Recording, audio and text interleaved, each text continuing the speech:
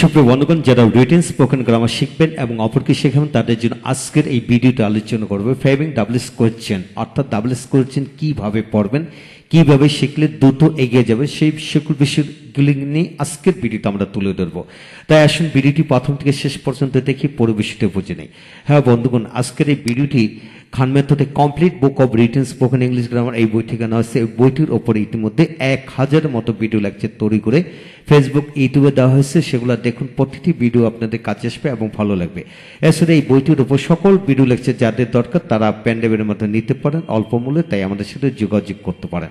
এখন আসুন আমরা ডাবলস কোয়েশ্চেন পড়বো, তবে কিভাবে পড়বো। প্রথমে 9টি ডাবলস ওয়ার্ড আছে, সেগুলো আমাদেরকে অর্থ সহকারে পড়তে হবে। যেমন হু অর্থ কে, কে কে কারা, হোম কাকে কাদেরকে, হোজ কার কাদের, হোয়াট কি কি কি, হুইচ কোনটি কোন কোনটি কোনগুলি, হোয়েন কখন, হোয়ার কোথায়, হোয়াই কেন কি কারণে কি জন্যে, হাউ কিভাবে বা কেমন ভাবে বা কেমন।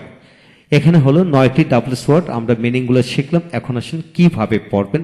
যে কোনো সেন্টেন্সকে দুইভাবে কোশ্চেন তৈরি করা যায়। কয়ভাবে? দুইভাবে করা যায়। যেমন সেন্টেন্সের সাবজেক্ট ধরে, আরেকটা হলো সেন্টেন্সের অবজেক্ট ধরে। সেন্টেন্সের সাবজেক্ট বলতে আমরা বুঝি এখানে সাবজেক্ট বা অবজেক্ট। যে কোনো বাক্যের সাধারণ গঠন হলো প্রথম সাবজেক্ট হবে, পরে ভার্ব, পরে অবজেক্ট। যেমন হি এটস রাইস, এটা হলো সাবজেক্ট, আর অবজেক্ট হচ্ছে রাইস হলো অবজেক্ট। এখন আসুন আমরা সাবজেক্ট ধরে শিখবো প্রথম, তারপর অবজেক্ট ধরে শিখবো। লক্ষ্য করেন, সেন্টেন্সের সাবজেক্ট ধরে যখন করবেন তখন সাবজেক্টের পরিবর্তে আমরা হু, হোয়াট, হুইচ যে কোনো তিনটির একটি বসাবো, পরে ভার্ব প্লাস সাবজেক্ট নিচে নামাবো, প্রশ্নটির চিহ্ন দিব।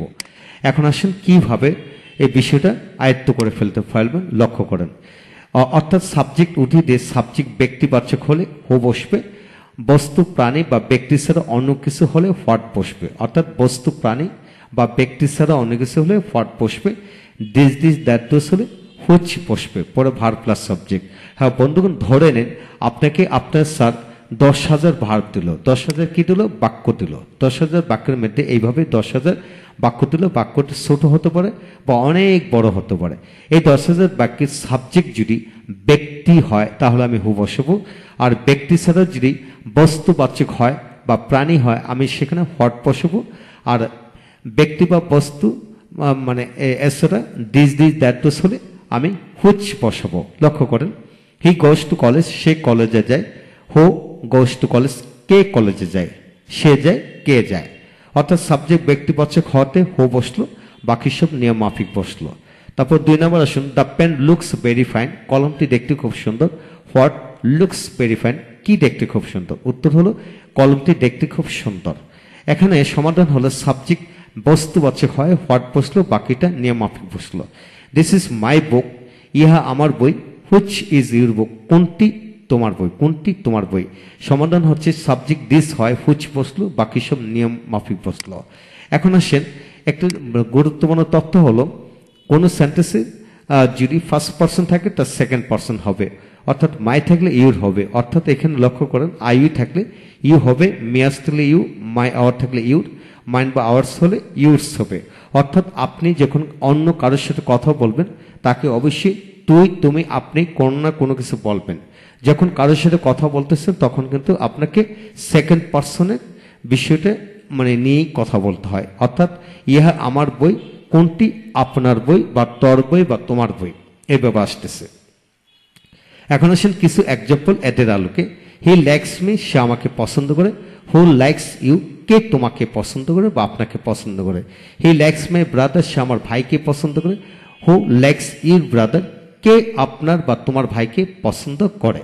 এখন আসুন দ্বিতীয় পৃষ্ঠা যাব আমরা। লক্ষ্য করেন এখানে, দিস ইজ মাই পেন, ইহা আমার কলম। Which is this is mine, ইহা আমার। হুইচ ইজ ইউরস, কোনটি আপনার। ইহা আমার, কোনটি আপনার। I M a student in honours, আমি অনার্সের একজন ছাত্র। Who is a student in honours. হ্যাঁ বন্ধুগণ, আই সিঙ্গুলার হয়, হু এখানে সিঙ্গুলার, তাই হু এর পরে ইজ বসলো। হ্যাঁ, আই অনুযায়ী এম বসলো, হু যখন বসলেন হু অনুপাতে এখানে ইজ বসার কথা, তাই ইজ বসলো। যখন সাবজেক্টে সিঙ্গুলার হয় হু সিঙ্গুলার হয়। আমরা জানি হু অর্থ কে, কে কে কারা, তাই এখানে আই সিঙ্গুলার, তাই হু সিঙ্গুলার, এখানে কে অর্থ প্রকাশিত হলো। They are very active in study, who are very active in study. তারা পড়াশোনা খুব কর্মঠ, কারা পড়াশোনা খুব কর্মঠ, তারা। এখন দে পোড়াল হয়, হু পোড়াল হলো, এবং এখানে তাই এখানে হু এর পরে আর বসলো, হু এর পরে কি বসলো, এখানে আর বসলো। এই জিনিসটা একটু লক্ষ্য করে আপনারা খেয়াল করে পড়বেন ইনশাল্লাহ। তারপর আসেন, I respect you for you honesty, আমি তোমাকে তোমার সততার জন্য সম্মান করি। Who respect you for you honesty, কে তোমাকে তোমার সততার জন্য সম্মান করে, কে তোমাকে তোমার সততার জন্য সম্মান করে। একটু অর্থটাকে খেয়াল করে পড়তে হবে। We respect you for your honesty, আমরা তোমাকে তোমার সততার জন্য পছন্দ করি। Who respect you for you honesty, কারা তোমাকে তোমার সততার জন্য পছন্দ করে। এখানে লক্ষণীয় হচ্ছে, এখানে I respect, who respects, S হলো, উই রেসপেক্ট, হু রেসপেক্ট, এখানে এস হয়। হু পোরাল, তাই এখানে এস হবে না প্রেজেন্ট ইনডিফিনিটে, আর এখানে সিঙ্গুলার, তাই এখানে এস যুক্ত করতে হলো। হ্যাঁ বন্ধুগণ, এই হলো বিষয়। এখান থেকে আমরা কি শিখলাম, আবার একটু সামারিটা একটু ভালো করে লক্ষ্য করে নেই। হ্যাঁ বন্ধুগণ, লক্ষ্য করেন, ডাব্লিউএস কোশ্চেন হচ্ছে মানে 9টি অ্যাডের মধ্যে সাবজেক্ট ধরে করলে আপনার এখানে হু, হট, হুইচ তিনটি একটি বসবে। আর যদি অবজেক্ট ধরে করেন তাহলে ভিন্নতর হবে, এটা পরবর্তীতে আমরা আলোচনা করব। তো সাবজেক্ট ব্যক্তি হলো হু, হু বস্তু প্রাণী হলো হট, দিস থাকলো হুইচ। ধরে নেন আপনাকে 1000 নয়, 10,000 নয়, 10 লক্ষ বাক্য দিল, আপনাকে শুধু সাবজেক্ট কি সেটা খেয়াল করে পড়তে হবে। এখন আসেন আমরা এখান থেকে শিখে নেব, এখানে আমরা কিছু এক্সারসাইজ করব। লক্ষ্য করেন, he teaches us English, who teaches you English, সে আমাদেরকে ইংরেজি পড়ায়, কে আপনাদেরকে বা তোমাদেরকে ইংরেজি পড়ায়। দে are playing, who R playing, বাকি অংশ। I have completed my work properly, who has, I singular, who singular, তাই হ্যাজ হলো। Who has completed your work properly, the students have been, the who have been, the students ব্যক্তি, তাই who have been, বাকি অংশ।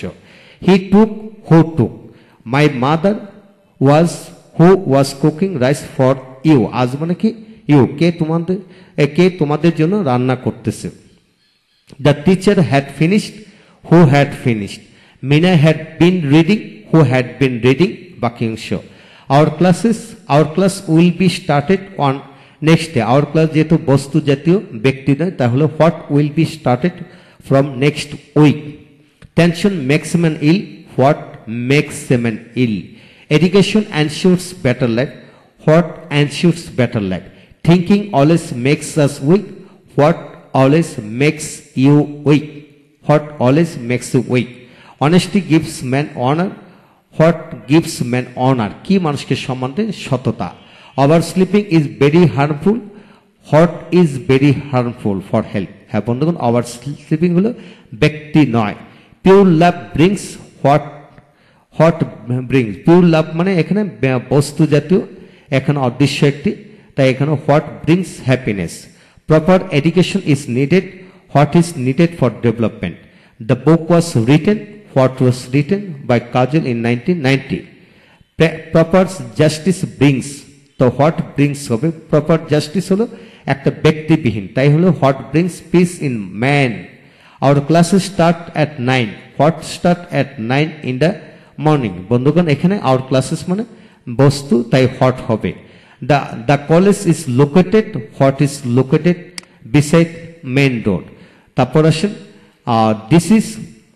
This is my college, which, this থাকলে কি হবে, which is your college. This college was built, which college was built in 1995। This pen cost me, which pen cost you 20 টাকা, you 20 টাকা। সবসময় first person আছে কিনা সেটা লক্ষ্য করতে হবে। Everybody wishes, who wishes to be happy. Nobody wants, who wants. Everything looks, what looks, everything হলো ব্যক্তি নয় বস্তু জাতীয়, তাই what looks very nice in Cox's Bazar. Something is needed, what is needed. 50 students got, মানে হু গট, এখানে ছাত্রকে বোঝালো who got. They have, who have, they have, who have. হ্যাঁ বন্ধুগণ, এই হলো বিষয়। আপনাদেরকে যদি এইভাবে 100 নয়, 1000 নয়, 10,000 নয়, 1 লক্ষ বাক্য দেওয়া হোক না কেন, আপনাকে শুধু খেয়াল করতে হবে সাবজেক্ট ব্যক্তি কিনা। যদি ব্যক্তি হয় আমি হু বসাবো, যদি ব্যক্তি ছাড়া এখানে, যদি ব্যক্তি ছাড়া অন্য কিছু হয়, যেমন এডুকেশন, টেনশন, থিঙ্কিং, অনেস্টি, ওভারস্লিপিং এই জাতীয় হয়, তাহলে আমি এখানে হোয়াট বসাবো। আর যদি এখানে দিস থাকে আমি হুইচ বসাবো। এই তিনটি নিয়ম মনে রাখা মানে আপনি ডাব্লিউএস কোশ্চেনে প্রথম ভাগ আপনি কমপ্লিট করে ফেললেন, অর্থাৎ সাবজেক্ট ধরে আপনি 10 লক্ষ বাক্যকে এইভাবেই করতে পারবেন। হ্যাঁ বন্ধুগণ, এখানে কিছু কিছু দু একটি জায়গায় একটু প্রবলেম আছে, সেটা পরবর্তীতে আমরা সলভ করে দেব। হ্যাঁ 10 লক্ষ বাক্যকেই করতে পারবেন, তবে দুই একটা বাক্য একটু এদিক সেদিক হবে, সেটা আমি সামনে আলোচনা করব। এই হলো আজকের বিষয়।